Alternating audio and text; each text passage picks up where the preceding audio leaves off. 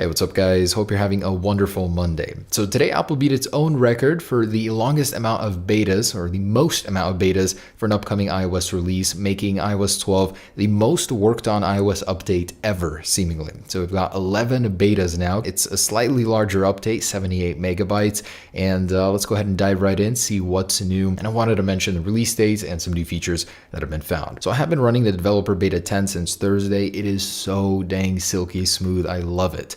Now, before updating, as usual, I wanted to show you the storage, 186.05 after 186.73, pretty consistent, clears out a little bit of cache files and gives you some storage back. So what's new? Now, in this release, nothing exactly. I haven't found anything just yet, but I have found several features from the previous betas that I haven't mentioned yet, so I wanted to talk about that. If you have multiple HomePods set up in your house and you actually connect to one, it now has a new default volume position, which is about 60% of the way there, 65%. It sits just like that every single time. And as you can see, so this way you don't have to constantly adjust them back and forth, which was a nice change. And here's something else that I noticed. So if you actually change the volume, go down here on one of them, but you want to bring it back to the same volume as the others, if you place it right next to it, right there, it'll actually bounce right into the same volume configuration, which is awesome. So it has to be pretty close. And then it just does that. So that never happened before, now it does. I also noticed that connecting multiple HomePods is much faster now. So if you have several and you wanted to tick all of them, it'd be nice to have a click all button, but it's so much faster to go ahead and click them and connect them all. And on older devices without 3D Touch, it was just discovered that Apple added yet another 3D Touch feature to non-3D Touch devices. And if you hold the little X, you get the same pop-up just like that to clear all notifications. So just like on a 3D Touch device, if you just click it, it gives you that clear option. So it's really cool how Apple has added a lot of 3D Touch-like support to non-3D Touch devices. Holding on these toggles will open them and whatnot. So I really do like that about iOS 12. And it was just discovered that NFC in some capability does work now on iOS 12. So a user on iOS beta actually discovered that it will automatically connect to Bluetooth through a speaker that's NFC enabled. So that's a really cool change, and maybe more support will be added for more speakers in the future. And actually searching for a company in the App Store, it seems like this feature has been re-added, the ability to see all of their apps and games produced by that company.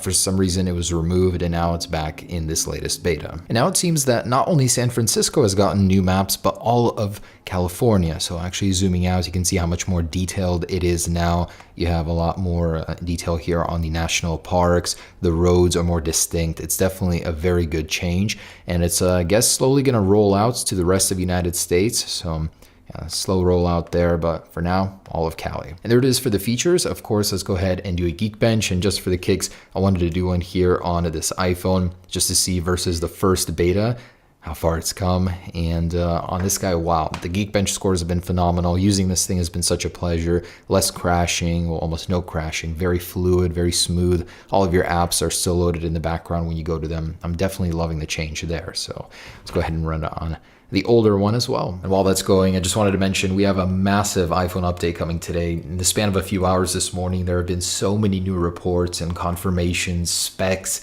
details on the Apple A12 chip. So I'm very excited. We're rendering a bunch of stuff up right now, so I'll have that up later today. And a surprisingly low score. So we have 10,275 multi. On the last one, 10,605. And did you just notice that I'm still experiencing this glitch with my brightness? For whatever reason, it'll just make it really, really dim. You can't adjust it manually, and then it kicks back into regular brightness. I've been having that this entire time in iOS 12. Super frustrating. And on the iPhone 5S, this is on the first beta here of iOS 12, 2246 multi, now 2214. So really can't say it improved. It actually decreased the single core score, but you'll definitely notice how much faster it is. Things load so much faster. Apple definitely kept their promise for that. Well, usually faster. These apps haven't been opened in a while. So yeah, there it is. Performance-wise, still very good. Can't say anything went wrong. It's just the Geekbench is lower, but that's not always very representative of the actual performance. So that's iOS 12 beta 11. I'm very sure that we're going to see another one before the GM at least. So this really will be the most polished iOS update ever, and I think you guys will absolutely love it. Now, as for final release date, we're going to see that on September 12th. That's apparently the actual date the iPhones are getting released, and Apple